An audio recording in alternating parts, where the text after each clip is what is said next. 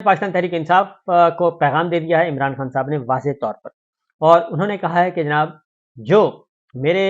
Narrative के साथ चल सकता है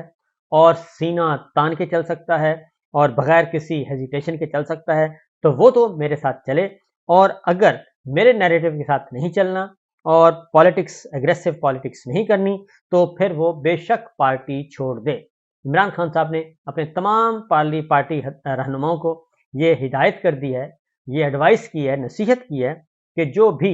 कमज़ोर दिल हैं कि वो बेशक पाकिस्तान तहरीक इंसाफ को छोड़ दें और मुझे इसका अफसोस नहीं होगा। एक पाकिस्तान तहरीक इंसाफ ने वो जो याहिया गद्दारी वाली ट्वीट थी उसको पिन कर दिया है, और पाकिस्तान तहरीक इंसाफ का जो ऑफिशियल पेज है ट्विटर पे उसको पिन ट्वीट कर दी है, यानी सबसे ऊपर लगा दी है। जब भी आप अकाउंट खोलेंगे तो सबसे पहले वही 3 मिनट और 32 सेकंड की वीडियो आपको टॉप पे नजर आएगी।